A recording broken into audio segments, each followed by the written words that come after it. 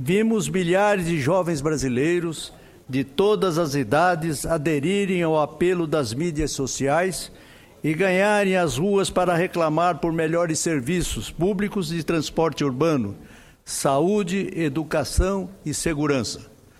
Representantes de classe também foram legitimamente clamar por melhoria salarial e de condições de trabalho.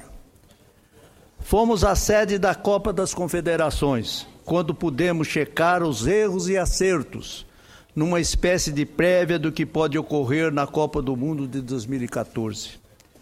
Em 2013, pela primeira vez, um Papa renunciou ao cargo e o Brasil foi sede do Encontro Mundial da Juventude da Igreja Católica, quando recebemos o Papa Francisco, sucessor de Bento XVI.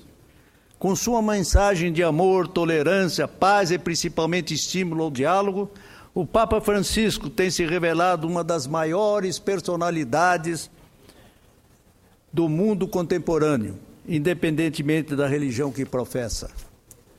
No campo político, os principais cabeças do mensalão, que haviam passado os últimos 8 anos como réus, foram definitivamente condenados pelo Supremo Tribunal Federal e hoje estão na cadeia. Decisão inédita para um Brasil conhecido como o país da impunidade. Esse foi, na minha visão, um dos fatos mais simbólicos do ano e será um grande divisor de águas no fazer político daqui para frente.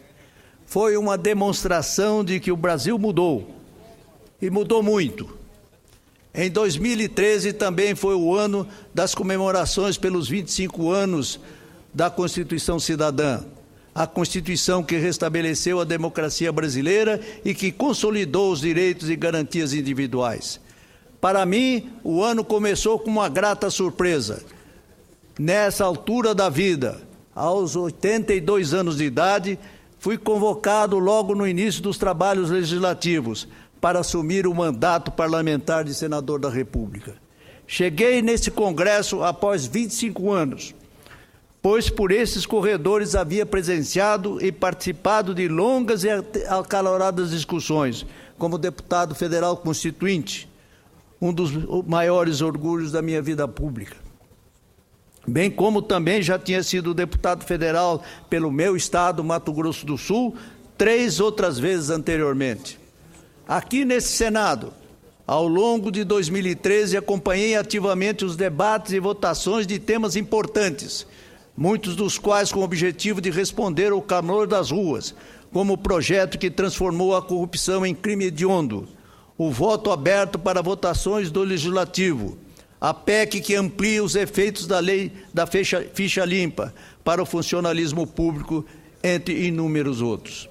Esse ano, o Senado também avançou na legislação relacionada aos direitos trabalhistas.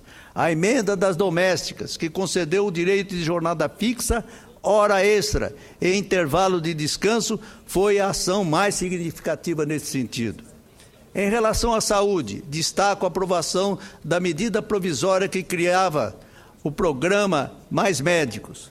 Independente da discordância ideológica que posso ter sobre a maneira enviesada de remunerar os médicos cubanos, é inegável que essa medida foi a que mais trouxe consequências para a população brasileira, especialmente para os moradores dos municípios pequenos.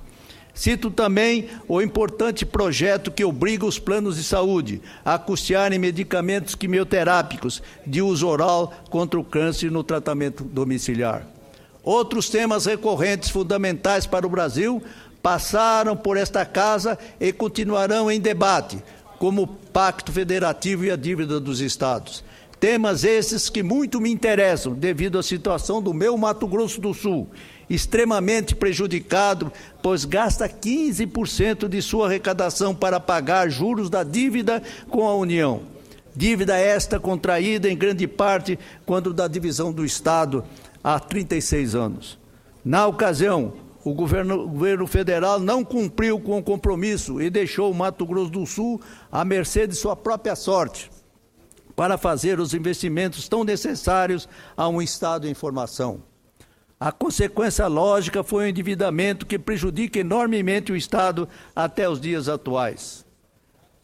Senhor presidente, em relação à minha atuação parlamentar, quero destacar nesses 10 meses de mandato, subi a esta tribuna para falar de temas importantes para o Brasil e para o meu Estado mais de 80 vezes. Apresentei 30 proposições e relatei 11 projetos de lei nas comissões de Agricultura e Desenvolvimento Regional e Turismo.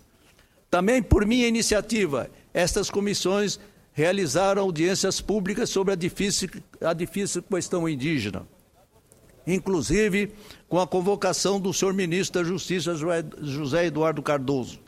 O desastre ambiental provocado pelo desassoreamento do rio Taquari, no Pantanal Sul-Mato-Grossense, a viabilidade de instalação de uma usina separadora de gás em Mato Grosso do Sul e a segurança pública nas fronteiras. Desta última audiência, acatei a sugestão de um dos palestrantes e apresentei a PLS 459/2013, que aumenta a pena para o contrabando de cigarros. O inspetor da Polícia Rodoviária Federal, Moisés Dionísio, nos surpreendeu com a informação de que esta atividade é a mais vantajosa financeiramente que o tráfico da maconha e da cocaína. Sem contar que anualmente quase 10 bilhões deixam de ser arrecadados devido a essa entrada clandestina de cigarros no país vindos do Paraguai. Para o ano que vem, a Comissão de Infraestrutura, em conjunto com outras comissões, por minha iniciativa, irão realizar 2 audiências públicas, uma sobre o potencial energético do milho e outra sobre a rota bioceânica, que pode reduzir em 8.000 quilômetros de distância entre o Brasil e o mercado asiático. Além disso, o custo logístico do escoamento da produção do Centro-Oeste pelos portos do Pacífico poderá ser até 60% mais barato. Isso representa muito em termos de competitividade de nossos produtos no mercado internacional.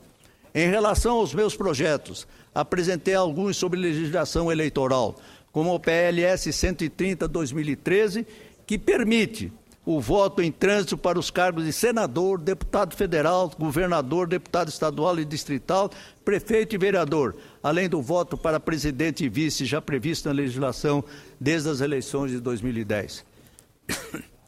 Também sou autor da PEC 52 de 2013, do qual me associei ao nobre senador Mozarildo Cavalcante, em defesa da criação da carreira do magistrado eleitoral. Minha proposta determina absoluta prioridade processual às ações relativas à impugnação de mandato eletivo e às ações voltadas ao processo eleitoral, a fim de impedir que pessoas passíveis de cassação de mandato tomem posse e depois tenham que deixar o cargo eletivo, gerando um ônus político e financeiro ao país. Apresentei o projeto 384/2013 para estabelecer prazo máximo para a decisão da Justiça Eleitoral nos 3 níveis, federal, estadual e municipal. A proposta determina que a Justiça Eleitoral julgue os processos relativos à impugnação de mandato eletivo, anulação de eleição e expedição de diploma no prazo máximo de 60 dias. Só para exemplificar, neste ano, 13 dos 79 prefeitos de Mato Grosso do Sul foram cassados após a diplomação. Em 5 municípios houve nova eleição, sem contar nos inúmeros vereadores cassados em todo o estado, inclusive na capital, Campo Grande. Outras proposições que apresentei tratam da agilização do registro de agrotóxicos no Brasil, que hoje são liberados na absurda média de 40 meses.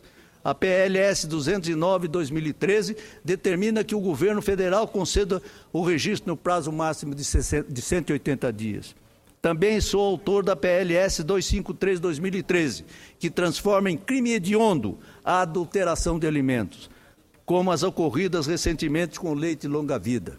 Ainda participei ativamente com a apresentação de proposições das discussões sobre vetos presidenciais, tramitação de propostas de emenda à Constituição e a PEC das domésticas. Senhor presidente, senador Jorge Viana, no início de minha missão nesta alta casa do Congresso Nacional, tinha uma expectativa sobre o que era ser senador. Hoje, decorridos tantos meses, já no limiar de um novo ano, sinto o desejo de afirmar que está valendo a pena ser senador. especialmente porque daqui posso valorizar as aspirações e os reclamos da população do meu Estado. Inúmeros dos meus 83 discursos surgiram de conversas com mais de 750 visitas que recebi em meu gabinete neste período. Alguns dos projetos apresentados também vieram de sugestões de cidadãos que, seja por contato direto, seja via redes sociais, sempre nos inspiraram com grandes ideias. Confesso que percorri uma longa estrada e no curso dela é evidente que não tive forças para suplantar certos obstáculos. Não desanimei e creio pelo menos tê-los contornado, firmando o registro das reivindicações pelas quais me pautei no exercício senatorial. Nessa caminhada, que não foi pedregosa, pude deixar assinalado não só da tribuna, como das comissões temáticas do Senado e perante as autoridades maiores do Poder Executivo, propostas que anunciei como metas a alcançar.